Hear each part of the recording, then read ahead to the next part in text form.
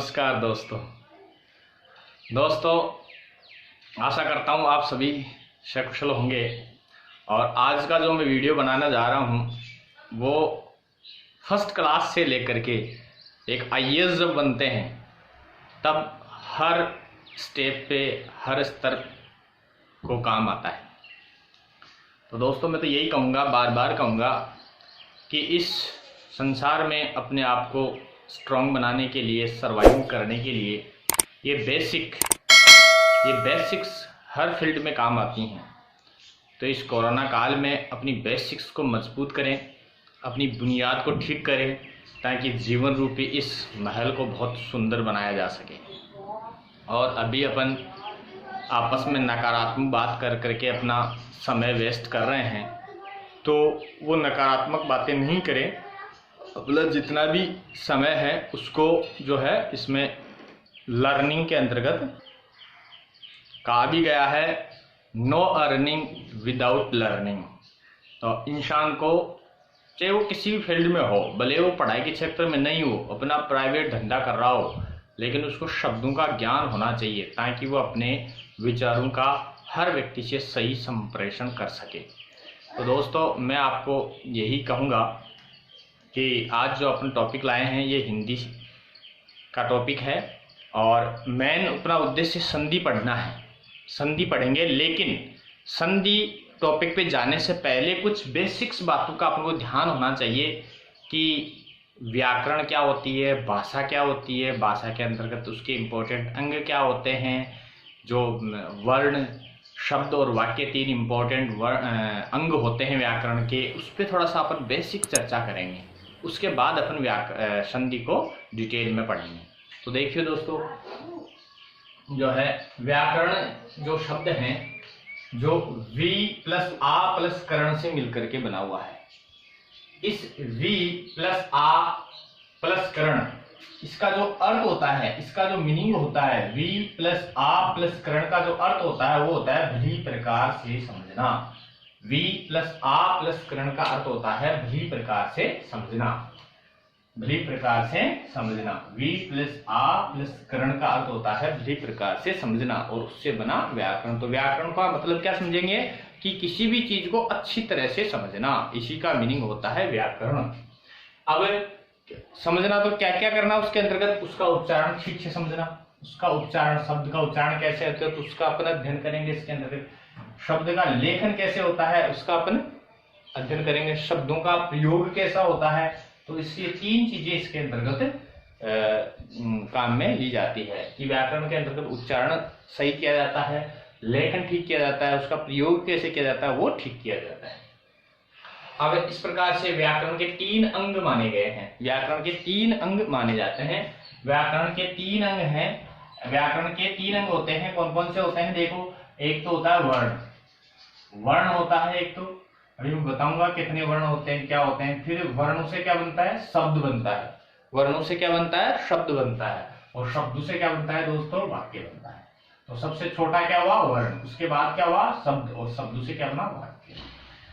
भाषा की सबसे छोटी इकाई ध्वनि का लिखित रूप वर्ण कहलाता है। वर्ण की परिभाषा आ रही है दोस्तों, कि वर्ण की परिभाषा यह है कि भाषा की सबसे छोटी इकाई, भाषा की जो सबसे छोटी इकाई है, भाषा की सबसे छोटी इकाई क्या करती है, ध्वनि। जैसे कोई भी अपन ध्वनि करते हैं तो उस ध्वनि तो कुछ भी हो सकती है, लेकिन उस ध्वनि को यदि अपन लिख सकते हैं तो उस लिखित रूप को क्या कहेंगे अपन, वर्ण कहेंगे, वर्ण। तो दोस्तों भाषा की जो सबसे छोटी इकाई है ध्वनि। अब ध्वनि को यदि अपन लिख नहीं सकते तो वो संकेत है, फिर वो सांकेतिक भाषा के अंतर्गत आएगा। लेकिन अगर उसको किसी ध्वनि को अपन लिखित रूप दे सकते हैं तो उसी को अपन क्या कहेंगे, वर्ण कहेंगे। भाषा की सबसे छोटी मौखिक इकाई, यदि एग्जाम में देखो क्वेश्चन कैसे भी घुमा फिरा के पूछा जा सकता है, इसलिए मैंने ये बात जो है पढ़ाने से पहले जिक्र किया आपसे कि यदि क्वेश्चन में ऐसा आ जाए भाषा की सबसे छोटी मौखिक इकाई कौन सी है, भाषा की सबसे छोटी मौखिक इकाई तो ध्वनि है। यदि मौखिक शब्द का जिक्र हो, मौखिक शब्द का जिक्र हो तो वो तो है ध्वनि। और यदि ऐसे आ जाए भाषा की सबसे छोटी लिखित इकाई कौन सी है, अगर लिखित इकाई की बात करें तो वो होता है वर्ण। और दोस्तों अगर मौखिक और लिखित दोनों ही शब्दों का वर्णन नहीं हो और सिंपल ऐसा लिखा है कि भाषा की सबसे छोटी इकाई या अंग कौन सा है, तो फिर वो वर्ण कहलाएगा। अर्थ के आधार पर सबसे छोटी इकाई क्या है? वर्ण का कोई अर्थ नहीं होता है, ये याद रखो। वर्ण जो होता है उसका कोई अर्थ नहीं होता, एक ध्वनि का लिखित रूप वर्ण होता है। तो अर्थ के आधार पर यदि किसी का मीनिंग निकले, वर्णों का अर्थ नहीं होता है, इसलिए यदि अर्थ के आधार पर ऐसा पूछ लिया जाए एग्जाम में कि अर्थ के आधार पर सबसे छोटी इकाई कौन सी है, तो वो होता है शब्द। अर्थ के आधार पर भाषा की सबसे छोटी इकाई यदि पूछी जाए तो वो क्या होता है? शब्द होता है। भाव या भावार्थ के आधार पर, अब थोड़ा सा आगे बढ़ते हैं। देखो, शब्द का भावार्थ नहीं होता है, ना भाव होता है। शब्द का एक मीनिंग होता है, अर्थ होता है, लेकिन भाव और भावार्थ के आधार पर यदि सबसे छोटी इकाई पूछ ली जाए तो वो दोस्तों वाक्य होता है। और भाषा का सबसे बड़ा अंग यदि पूछा जाए, भाषा का सबसे बड़ा अंग कौन सा है, वो यदि पूछा जाए तो वो होता है वाक्य। तो दोस्तों ये मैंने आज तीन शब्दों की बातें की है आपको, वर्ण, शब्द और वाक्य। तो अब और आगे बढ़ते हैं। तो दोस्तों अपन बात कर रहे हैं भाषा।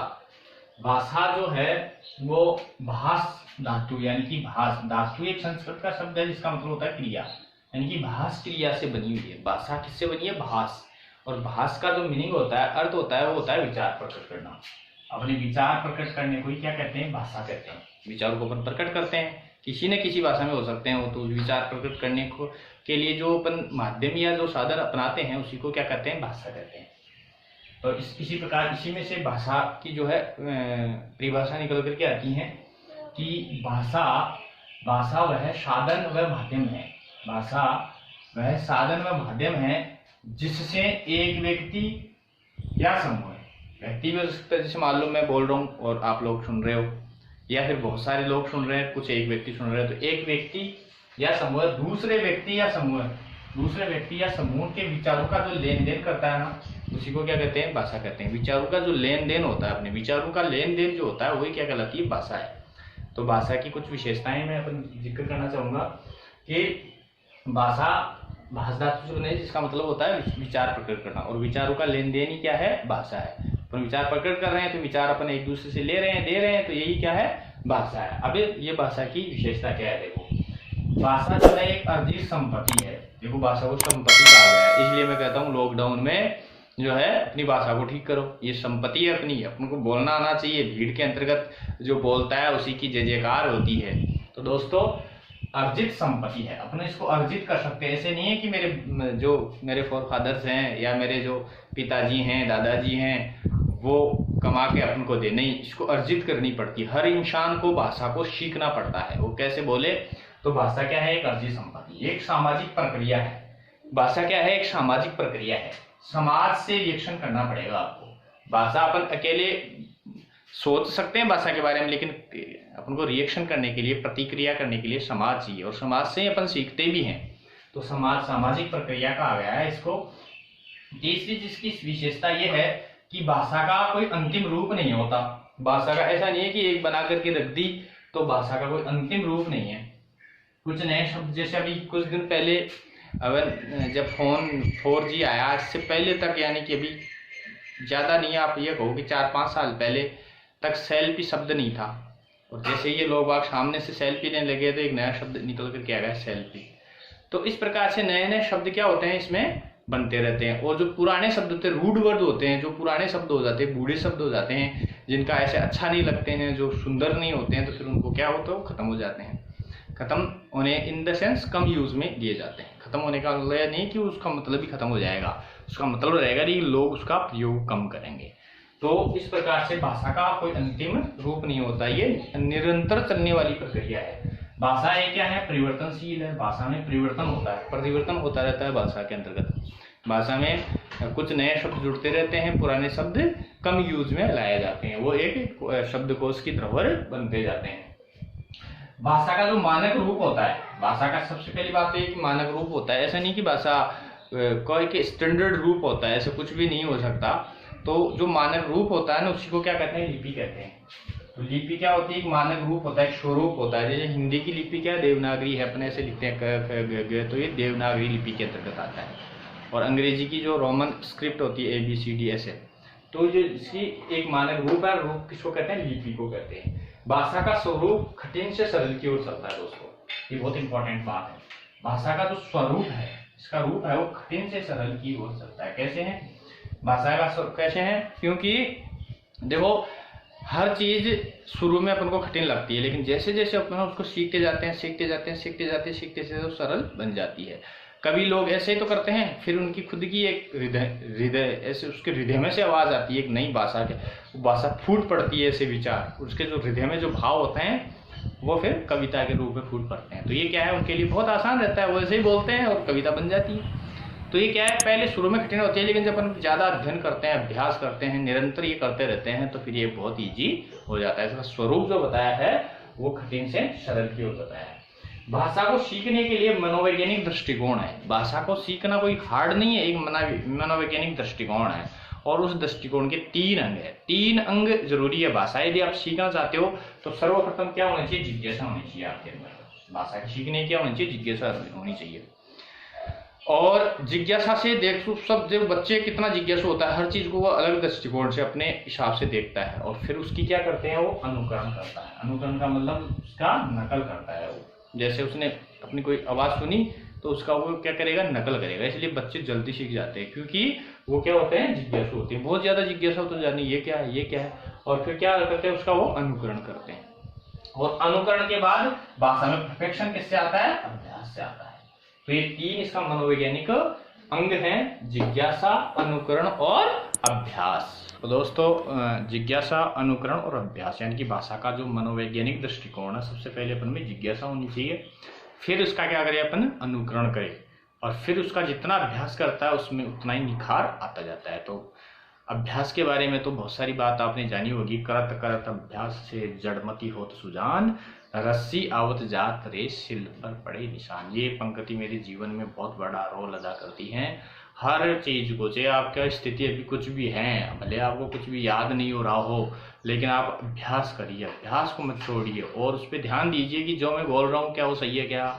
तो ये अभ्यास का बड़ा इंपॉर्टेंट रोल। अब अगली जो विशेषता है वो है कि भाषा का विकास क्रम, अपन में विकास होगा तो किस प्रकार से होगा। तो सर्वप्रथम क्या करना पड़ेगा, अपन को भाषा को सुनना पड़ेगा। कोई भी बोल रहा है उसको ध्यान से सुनना पड़ेगा। ये सबसे पहला इसका विकास क्रम के अंतर्गत, पहले सुनना, फिर क्या करना, जैसे वो बोल रहा है भले को मीनिंग नहीं समझ में आई, फिर क्या बनेगा, बोलना पड़ेगा। जैसे वो बोल रहा है, कोई भी व्यक्ति बोल रहा है, कोई भी भाषा आप नहीं जानते, लेकिन सबसे पहले उसको क्या करना पड़ेगा, ध्यान से सुनना पड़ेगा, उसके बाद उसको बोलना पड़ेगा।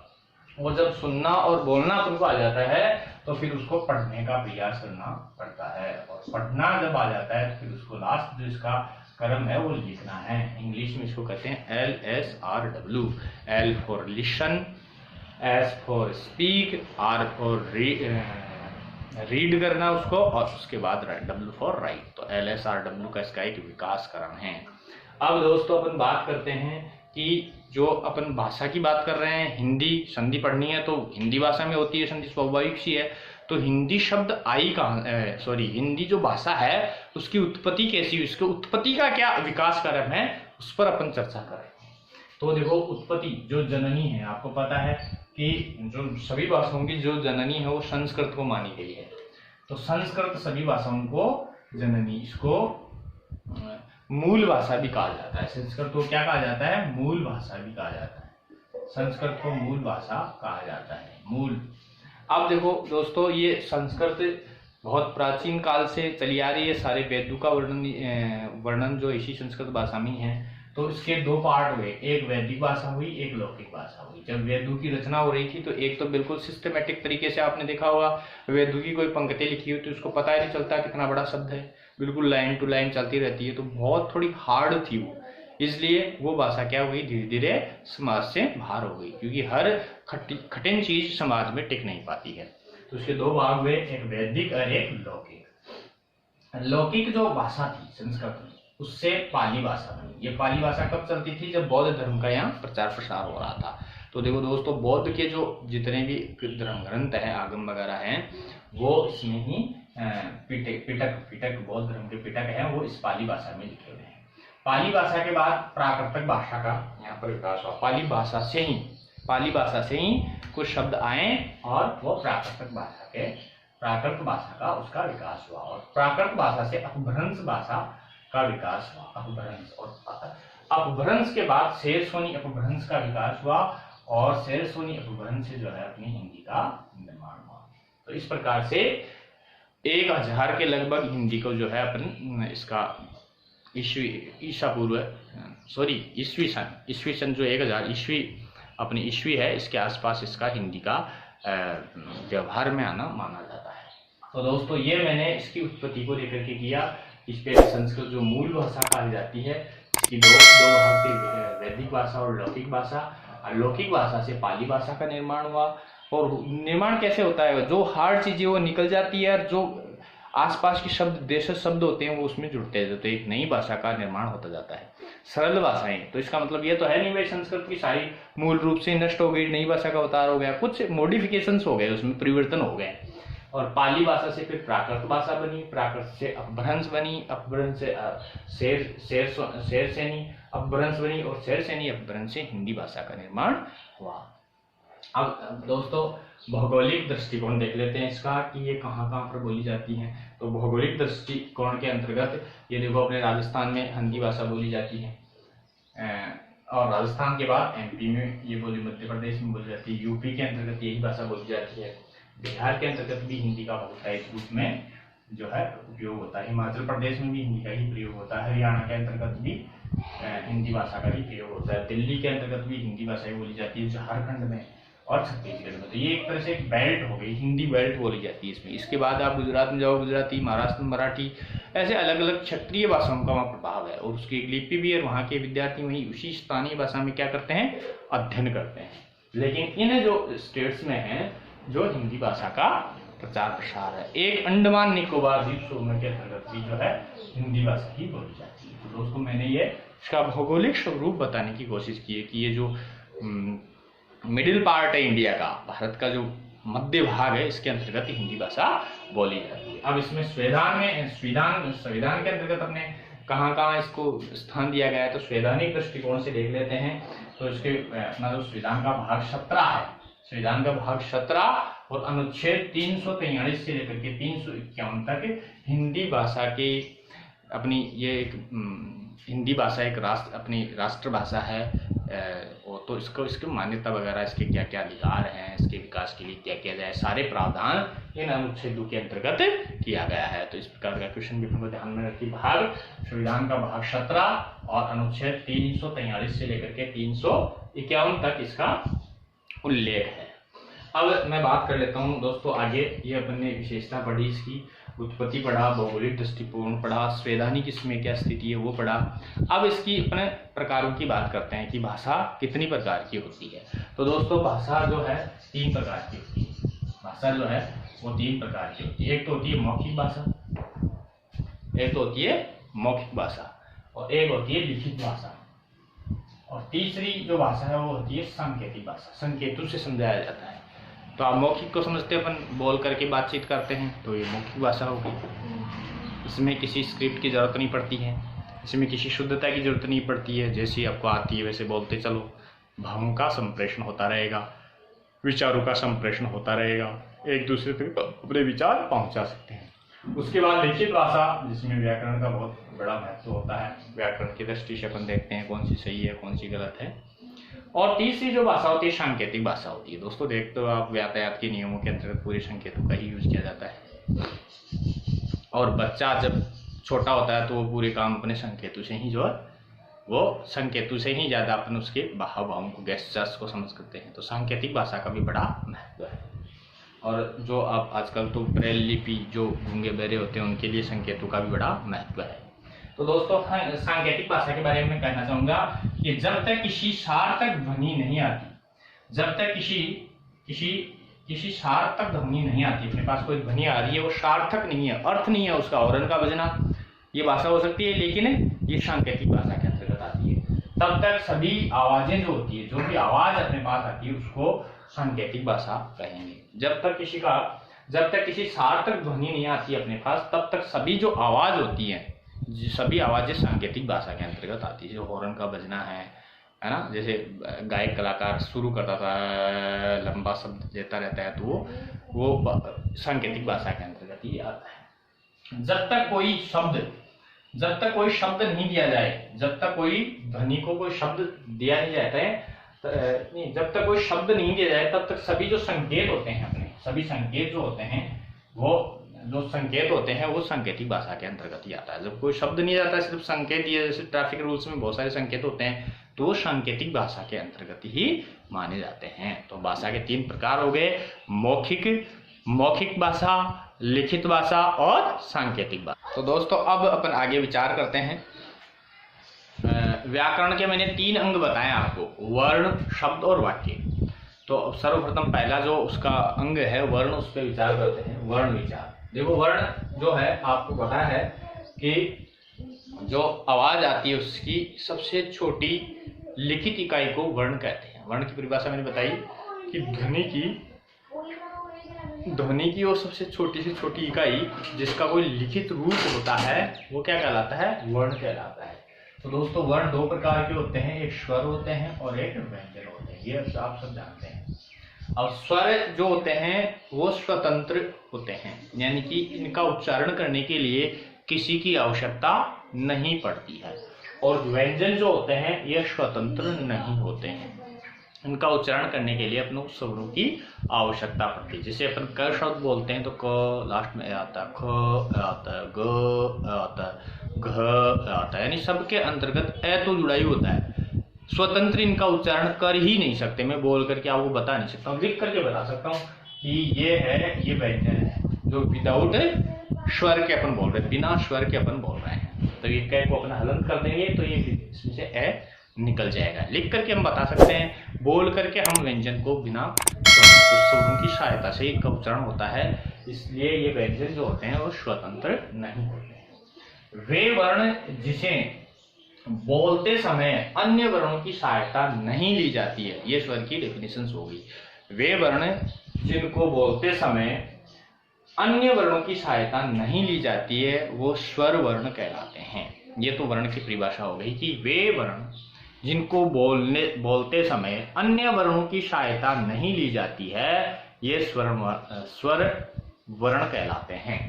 और इसके उलट व्यंजन की परिभाषा क्या हो जाएगी कि वे वर्ण जिनको बोलते समय अन्य वर्णों की सहायता ली जाती है उसे व्यंजन वर्ण कहते हैं। वे वर्ण जिसको बोलते समय अन्य वर्णों की सहायता ली जाती है उसे व्यंजन वर्ण कहा जाता है।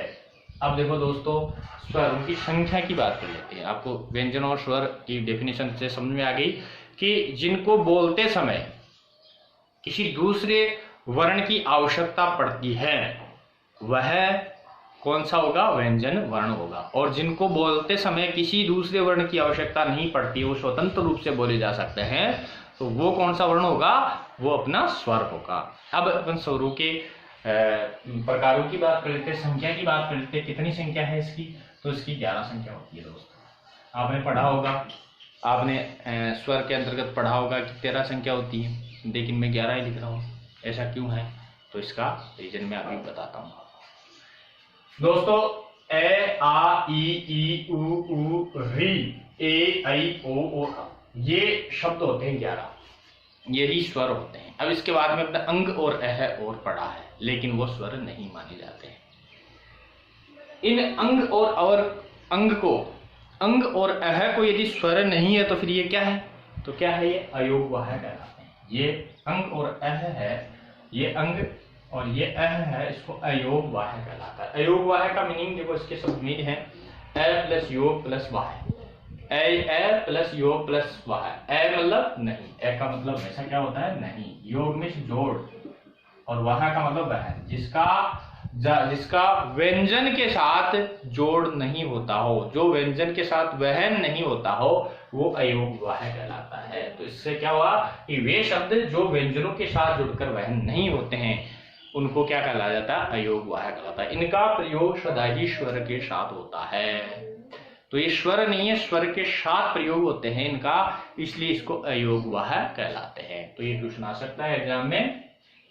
अब बात कर लेते हैं, ये तो सब री शब्द है, ये संस्कृत का तत्सम शब्द है। तत्सम का मतलब दोस्तों वो होता है जो मूल भाषा कौन सी है? संस्कृत है। उस भाषा के वैसे जो शब्द यूज हो रहे हैं वो तत्सम कहलाते हैं, और उनमें थोड़ा मॉडिफिकेशन हो गया तो वो तद्भव कहलाएंगे। जैसे एक होता है 5, एक हो गया पंचम, एक हो गया 5, एक हो गया प्रथम, एक हो गया पहला। तो दोस्तों ये जो मूल शब्द है तो ये तत्सम शब्द कहलाएंगे, और इसका मॉडिफिकेशन कर दिया हिंदी में, क्या कर दिया पहला, तो ये तद्भव कहलाएंगे। तो री शब्द है वो एज इट इज संस्कृत से वैसा का वैसा लिया गया है, इसलिए इसको तत्सम शब्द कहते हैं। तो दोस्तों अपन स्वरों के अब प्रकार की बात करते हैं। तो प्रकार के अंतर्गत जो है आपको पता है स्वर 11 है, और ये प्रकार की बात कर लीजिए तो ये अलग अलग आधारों पे अपन इसकी चर्चा करने वाले हैं। तो ये जो है स्वर है ये मात्रा और उच्चारण में लगने वाले समय के आधार के अनुसार इसके कितने प्रकार हो सकते हैं। इसकी मात्रा और उच्चारण में जो लगने वाला समय है, मात्रा और उच्चारण में लगने वाले समय के आधार पर मात्रा और उच्चारण, इसकी मात्रा कितनी, एक छोटी है या बड़ी है, इसके आधार पर या उसके उच्चारण में जो लगने वाला समय है उसके आधार पर इसका अपन प्रकार करें तो कितने हो सकते हैं। तो इसके द्वारा ये 3 प्रकार हो सकते हैं। पहला है ह्रस्व। पहला कौन सा है, ह्रस्व। पहला है ह्रस्व। ह्रस्व को हम छोटा भी कह सकते हैं, ह्रस्व छोटा भी, इसको लघु भी कहा जा सकता है, इसको एक मात्रिक भी कहा जा सकता है, इसको मूल स्वर भी कह सकता है। तो दोस्तों पहला जो इसका प्रकार है, मात्रा और उच्चारण में लगने वाले समय के आधार पर इसके प्रकार की बात करें तो पहला इसको ह्रस्व कह दो, इसको छोटा कह दो, इसको लघु कह दो, इसको एक मात्रिक कह दो, इसको मूल स्वर कह दो। ये कोई सा भी शब्द इनमें से आप यूज कर सकते हो। इसका पहला प्रकार ये है। और दूसरा है इसका दीर्घ, बड़ा, गुरु, द्विमात्रिक और संधि स्वर। इनको संधि स्वर कहें। संधि का मतलब मिलने वाले दो, एक से ज्यादा, इसलिए। और तीसरा जो है इसका है प्लूत। प्लूत में आपको समझाता हूँ थोड़ी देर बाद में। पहले इसके जो अपने 11 वर्ण हैं इसमें कौन कौन से ह्रस्व में आएंगे, कौन सा दीर्घ में आएगा, इसकी चर्चा कर लेते हैं। तो दोस्तों 11 जो शब्द हैं, 1100 वर्ण हैं, 11 जो स्वर वर्ण हैं, इनमें से जो 4 वर्ण हैं वो लघु स्वर कहलाते हैं। 4 कौन कौन से हैं, अ, छोटी ई, छोटा ऊ और री। अ, ई, उ और री, यानी कि अ, छोटा ई, छोटा उ और री, ये तो क्या कहलाएंगे, लघु स्वर कहलाएंगे। ये 4 जो वर्ण हैं ये लघु स्वर कहलाएंगे। लघु वर्ण लघु स्वर कहलाएंगे, लघु वर्ण कहेंगे। दूसरा दीर्घ में 7 हो गए, 7 और 4 दोस्तों 11 हो गए। दीर्घ स्वर कौन कौन से होंगे, जो बच गए, जैसे ए के बाद में क्या बचा, आ, बड़ी ई, बड़ा ए, आई, ओ और ये सारे जो है 7 वर्ड हैं वो कौन से में आते हैं, दीर्घ स्वर के अंतर्गत आते हैं। तो दीर्घ स्वर कहो, इनको बड़ा कहो, गुरु स्वर कहो, द्विमात्रिक स्वर कहो या संधि स्वर कहो। तो ये इसके अंतर्गत कौन से आएंगे, ये 7 वर्ड आएंगे। आ, बड़ी ई, बड़ा ऊ, ए, आई, ओ, औ। ये 7 जो वर्ड हैं दोस्तों ये दीर्घ स्वर के अंतर्गत आते हैं। अब लास्ट बचा है अपना प्लूत। प्लूत देखो पहले समझो, जैसे अपन ने लिखा ओम,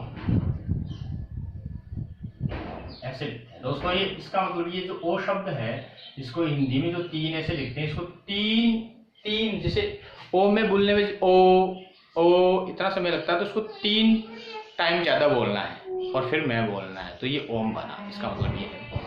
तो ये ओम ऐसा लंबा जो खींचा जाता है शब्दों को, ओम, तो ये शब्द क्या है, प्लूत कहलाएगा। तो प्लूत शब्द सेपरेट तो कुछ है नहीं, लेकिन शब्दों को बनाया जाता है। जैसे ओम बना लिया अपन ने, ओम।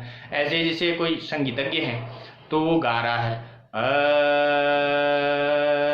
तो ये क्या है, ए को लंबा खींचा इसने, तो ये प्लूत स्वर हो गया। तो प्लूत स्वर कहलाता है वो। ऐसे तो अब ये कितने होते हैं, ये संख्या में कितने होते हैं, 8 होते हैं दोस्तों। कैसे होते हैं, 7 तो ये जो दीर्घ स्वर हैं ये हैं, और एक ए भी, ए को आप लंबा खींचो, एक आएगा, लेकिन आ को लंबा खींचो, आ, लेकिन ई को आप लंबा नहीं खींच सकते। जो छोटी ई है वो लंबा खींचते ही बड़ी ई बन जाएगी, इसलिए ये छोटी ई, छोटा ऊ और री, ये तीनों शब्द हैं। जब इनको अपन प्लूत बनाने की कोशिश करेंगे तो ये क्या बन जाते हैं, दीर्घ बन जाते हैं। इसलिए ये 3 जो वर्ड है, छोटी ई, छोटा ऊ और री, ये प्लूत नहीं बन सकते, इसलिए इनकी संख्या कितनी रह गई, 8 हो गई।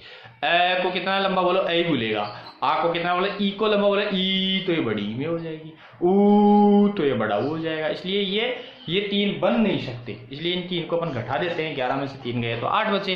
तो ये जो 8 बचे हुए वर्ण हैं ये प्लूत वर्ण के अंतर्गत आते हैं। तो दोस्तों ये मैंने बताया आपको मात्रा और उच्चारण में लगने वाले समय, मात्रा छोटी, एक मात्रा लग रही है, 2 मात्रा लगती है, छोटी मात्रा लग रही है, बड़ी मात्रा लग रही है, या इसमें लगने वाला जो समय है उसके आधार पर, उच्चारण जब कर रहे हैं तो उसके आधार पर ये 3 प्रकार के होंगे। एक ह्रस्व जिसको अपन छोटा कह सकते हैं, लघु स्वर कह सकते हैं, एक मात्रिक स्वर कह सकते हैं, मूल स्वर कह सकते हैं, एक दीर्घ स्वर जो बड़ा कह सकते हैं, गुरु कह सकते हैं, द्विमात्रिक कह सकते हैं, संधि स्वर कह सकते हैं। और तीसरा जो प्रकार वो प्लूत होता है जो कि दीर्घ स्वर प्लस एस को मिलकर बनाया जाता है। तो अपन इसके अंतर्गत प्रकारों की बात करते हैं। मैंने पहला प्रकार आपको अच्छी तरह से समझाया कि जो है मात्रा और उच्चारण के आधार पर, मात्रा में जो लगने वाला समय है उसके आधार पर एक ह्रस्व होता है, एक दीर्घ होता है, एक प्लूत होता है। 3 प्रकार हो गए। अब दोस्तों आगे बात करते हैं ओष्ठ आकृति के आधार पर। ओष्ठ का मतलब ओष्ठ, होठों की जब स्वर बोल रहे हैं तो होठों की क्या आकृति बनती है, किस प्रकार से बनते हैं, वो गोल बनते हैं या वृत्ताकार, वृत्त जैसे बनते हैं, या अवृत्ताकार, वो गोल नहीं बनते हैं। तो इस आधार पर अपन इसको 2 भागों में बांटा है कि कितने स्वर तो ऐसे होते हैं जो अपन बोलते हैं तो होठों की जो आकृति होती है वृत्त के समान बन जाती है, और कितने वर्ण ऐसे होते हैं, स्वर वर्ण ऐसे होते हैं जिनको वो वृत्त के आकार के नहीं बनते। तो दोस्तों आप बोल के भी देखना, इसको अच्छे समझना। अपना छोटा ऊ और बड़ा ऊ बोलते हैं, ऊ तो देखो होठों की जो आकृति है वो वृत्त के जैसे बन जाती है। ऐसे ही ओ औ देखो होठों की आकृति वृत्त के समान हो जाती है। 4 जो शब्द हैं, ये जो 4 वर्ण हैं, ये 4 जो वर्ण हैं ये ओष्ठ आकृति के आधार पर वृत्ताकार कहलाएंगे।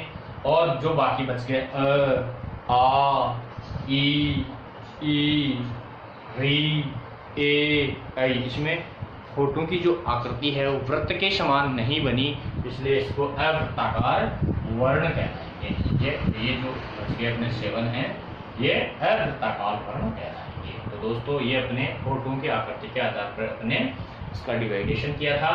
तो 4 जो वर्ण है ऊ, औ, इनका जब इन वर्णों का जब उच्चारण करते हैं तो हमारी होठों की आकृति जो वृत्त के समान बनती हैं, इसलिए इसको वृत्ताकार जो है स्वर कहेंगे। और बाकी जो बचे अ, आ, ई, री, ए, ऐ, इनका जब उच्चारण किया जाता है तो हमारे होठों की जो आकृति होती है वो वृत्त के अनुसार नहीं बनती है, तो ये अवृत्ताकार वर्ण कहलाएंगे। इसी के आगे अब इस प्रकार की बात करते हैं। तो दोस्तों जीव की क्रियाशीलता के आधार पर, दोस्तों जीव की क्रियाशीलता यानी कि जब अपन इन स्वर वर्णों का उच्चारण करते हैं तो हमारे जीव की कैसी क्रिया बनती हैं, तो 3 प्रकार की क्रियाएं बनती है दोस्तों। और उस क्रिया के आधार पे इनका जो है प्रकारों का डिवाइडेशन, जो दोस्तों ऐसे लिखे तो हो सकते हैं, आप इनको रट लो, लेकिन समझना जरूरी है। अभी जो शिक्षा नीति आई है उसके अंतर्गत इसी बात पर फोकस किया है कि हर चीज़ को बच्चों को समझाना है ये कैसे है, और हर शब्द ऐसे ही नहीं बन जाते, उसके पीछे ना उसकी मीनिंग जुड़ी हुई होती है। तो अपन को क्या है कि मीनिंग को समझना है। देखो जीव की क्रियाशीलता के आधार पे जो वर्णों का बंटवारा किया गया है वो 4 प्रकार से किया गया है। एक है समृद्ध स्वर, समृद्ध स्वर। समृद्ध का हिंदी जो अर्थ होता है वो होता है दोस्तों बंद, यानी कि जब अपन किसी वर्ण का उच्चारण कर रहे हैं तो ये तालु है, ये अपना तालु है और ये अपनी जीभ है। जब ये ऊपर से बंद हो जाए, जब अपन उच्चारण कर रहे हैं तो तालु के टच हो जाए, बंद हो जाए, तो वो समृद्ध वर्ण कहलाएंगे, समृद्ध स्वर कहलाएंगे। तो और विवृत का अर्थ दोस्तों होता है खुलना। जब अपन किसी स्वरों का उच्चारण कर रहे हैं तो हमारी जो ये तालु है और ये जीभ है ये आगे से खुल जाती है, इसे हवा आराम से निकल जाती है, तो वो विवृत स्वर कहलाएंगे, विवृत स्वर वर्ण कहलाएगा वो। और इसके अलावा ये अपना तालु है, और जब अपन उनका उच्चारण कर रहे हैं, वर्णों का जो उच्चारण कर रहे हैं, तो आदि बीच में से जीभ जो है टच हो जाए और आगे से खुल जाए, बीच में से यानी कि अपनी जीभ में से जाए और तालु के बीच में टच हो जाए, आगे से खुल जाए, फिर उसका उच्चारण हो। तो ये कुछ शब्द तो यहाँ से खुलने पे होगा और कुछ यहाँ से खुलने पे होगा, तो इसको आधा खुला और आधा बंद कह सकते हैं। तो अर्ध संवृत शब्द कहलाएगा ये, और आधा जो खुला रहेगा उसको अर्ध विवृत कहलाएगा। जो आधे खुलने पे, आधी जीभ खुलने पे बोलेगा वो अर्ध संवृत शब्द कहलाएंगे, और जो आधा बंद होने पर, जो आधा खुलने पे जो शब्द का उच्चारण, जो वर्णों का उच्चारण होगा वो अर्ध विवृत कहलाएगा दोस्तों। तो ये संवृत शब्द और विवृत शब्द के आधार पे इनके 4 प्रकार बन गए हैं: संवृत वर्ण, विवृत वर्ण, अर्ध संवृत वर्ण और अर्ध विवृत वर्ण। अब बात कर लेते हैं ये कौन कौन से हैं। तो संवृत जो जीभ को आगे से बंद होने पे बनती है, वो आपके वर्ण जो हैं स्वर वर्ण हैं ई, उ, री। ये 5 शब्द हैं जो संवृत यानी कि संवृत वर्ण स्वर कहलाएंगे, समृद्ध स्वर कहलाएंगे। और मात्र एक इकलौता ऐसा वर्ण है जो विवृत वर्ण कहलाएगा। ये प्रकारों में पूछा जा सकता है, इसमें क्वेश्चन बहुत बार आ जाता है दोस्तों, तो इसको बहुत आपको गंभीरता से समझना है। और अर्ध समृद्ध शब्द यानी कि अर्ध जो आगे बंद जीभ होने पे जो बोलते हैं वो 2 वर्ण हैं ए और औ। और अर्ध विवृत यानी कि आधी जीभ खुलने पे कौन कौन से बनते हैं? 3 शब्द अ, ऐ और औ। तो इस प्रकार से 11 वर्ण हो गए दोस्तों। तो जीभ की क्रियाशीलता के आधार पे अपन इसका जो है प्रकार पढ़ा है। तो 3 प्रकार मैंने आपको बताए। एक मात्रा जो ह्रस्व लगती है, दीर्घ लगती है, उसके आधार पर इसका भेद किया अपन ने। दूसरा होठ की जो आकृति है वो वर्ताकार होती है या अवर्ताकार होती है, तो उसके आधार पर किया। तीसरा जो प्रकार था अपना वो अपने तालु पर जीभ की जो टच होने की स्थिति थी उसके आधार पर अपने किया। चौथा जो प्रकार करेंगे वो नासिका, नाक से कौन से स्वर बोले जाते हैं और कौन से नहीं बोले जाते, उनके आधार पर उसका अपने विभाजन कर रहे हैं। तो उनको अनुनासिका के आधार पर यानी कि नाक के आधार पर शुरू का, तो ये 2 प्रकार के होते हैं दोस्तों। अनुनासिका के आधार पे जो स्वर वर्णों का जो विभाजन किया गया है वो 2 प्रकार से किया गया है, निरनुनासिक और अनुनासिक। तो दोस्तों इसको समझो आप, सभी जो वर्ण हैं, सभी वर्ण हैं वो निरनुनासिक भी है और अनुनासिक भी है। अगर किसी वर्ण के ऊपर, स्वर वर्ण के ऊपर, अगर किसी स्वर वर्ण के ऊपर चंद्र बिंदी, ये जो बिंदी होती है अपनी, ऐसे चांद बनाकर के ऊपर बिंदी लगा दे, चंद्र बिंदी जिसको कहते हैं अपने, लगा दी जाए तो वह अनुनासिक बन जाता है। सारे शब्द, जैसे मान लो ए के ऊपर ए है, ये निरनुनासिक कहेंगे वैसे तो, यदि इसी प्रकार की बात करते, लेकिन इसके ऊपर अपन ऐसे चंद्र बिंदु लगा दे तो ये अनुनासिक हो जाएगा। ऐसे ही आ है तो आ के ऊपर अपन चंद्र बिंदु लगा दे तो क्या हो जाएगा? ये अनुनासिक हो जाएगा। ये हटा दे तो ये निरनुनासिक रहेगा।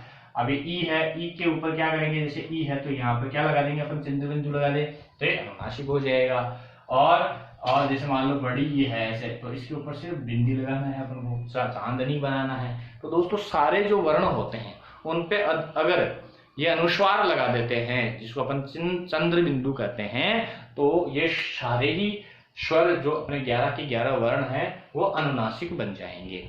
और अगर ये हटा देंगे तो वो फिर क्या कहलाएंगे? निरनुनासिक वर्ण कहलाएंगे, निरनुनासिक स्वर वर्ण कहलाएंगे। इसी प्रकार अब आगे बात करते हैं लास्ट और अंतिम है अपना जाति के आधार पर। जाति का मतलब इसको लिखने के क्रम पे, इसको किस प्रकार से लिखा जाता है, इसके आधार पे भी इसका बंटवारा किया जा सकता है। जैसे मान लो इसकी जातियां क्या जाती हैं? जैसे मान लो ए शब्द है तो ए के साथ अपन ने आ लग दिया तो ये श जाति का है इसकी, तो इसके 2 बाहर कर दिए अपने, श जाति स्वर कहला देंगे। ये जो ए के साथ भी ए आ गया तो ये इसी की जाति का है, इसलिए ये श जाति स्वर है। ई के साथ यदि ई लिख दिया मैंने, ई के साथ यदि ई लिख दिया तो ये सजातीय स्वर है। उ के साथ क्या लिखा? उ लिख दिया तो ये क्या हो गया? सजातीय। लेकिन मैंने ए के साथ उ लिख दिया, ए लिखा और फिर यहाँ पर उ लिख दिया तो ये क्या हो गया? विजातीय स्वर वर्ण हो गए। तो इस प्रकार से इनको एक दूसरे के साथ लिख दिए, ए के साथ मान लो ई लिख दिया मैंने, तो ये क्या हो गया? ये जो है विजातीय स्वर वर्ण के अंतर्गत आ जाएगा। तो दोस्तों अपने 4 प्रकार से, 11 होते हैं पूरे, आपको पता है, तो 11 को अपने 4 प्रकार से बांटा गया है। तो इस प्रकार से अभी ये वीडियो आज यहीं पूरा करते हैं। इसका मैंने सामान्य परिचय दिया है क्योंकि अपन को पढ़ना मेन क्या है, अपना टॉपिक संधि है। लेकिन दोस्तों संधि को शुरू करने से पहले उनको स्वर और व्यंजनों का नॉलेज होना चाहिए। अभी अगले व्यंजन पढ़ाएंगे अब आगे। तो मैं दोस्तों ये चाहूँगा आपसे कि हमारे इस चैनल को बहुत ज़्यादा से ज़्यादा, यदि आपको कुछ समझ में आ रहा है तो और दोस्तों को जोड़िए। जब ये 1000 हमारे सब्सक्राइबर्स बन जाएंगे उसके बाद मैं आपसे लाइव बात करने में सक्षम होऊंगा। तो इसको जल्दी से जल्दी बढ़ाइए, फैलाइए अपनी पूरी कक्षाओं में। ये सब प्रकार के स्टूडेंट को काम आने वाली वीडियो है। मैं ऐसे ही वीडियो बना, सिर्फ फर्स्ट ग्रेड के जो मेरे प्ले लिस्ट में फर्स्ट ग्रेड के जो बना रहा हूँ वो सिर्फ अलग होगी। बाकी जो जर्नल इंग्लिश, जर्नल हिंदी और जितने भी ये मैं बनाऊंगा ये सारे सभी पढ़ने वाले बच्चों को, कंपटीशन वाले बच्चों को, जो अपने आप की भाषा सुधारना चाहते हैं उनके लिए। भले पढ़ाई से दूर दूर वास्ता नहीं है लेकिन वो एक अच्छी भाषा बोलना चाहता है, तो वो भी यदि इस वीडियो को देखेंगे तो उन सबको फायदा होने वाला है। तो ज़्यादा से ज़्यादा शेयर करिए, लाइक करिए। लाइक को कुछ पैसे नहीं लगते हैं, लाइक आप बढ़े, जितने लाइक करेंगे उतना ही जो है इस चैनल का उत्साहवर्धन मिलेगा हमको, और हम बहुत अच्छी मेहनत करके आपको अच्छी चीज़ें बनाएंगे। और अपने दोस्तों को फ़ोन करके बताइए, आप लिंक भेजिए उसको। मैं आपके व्हाट्सएप पे लिंक जैसे ही मिलता है आपको कहीं से भी, तो आप दूसरे दोस्तों के पास शेयर कीजिए और वहाँ से अपने से जुड़िए, ताकि मुझे भी जोश आए थोड़ा। तो इसी के साथ जय हिंद, जय भारत।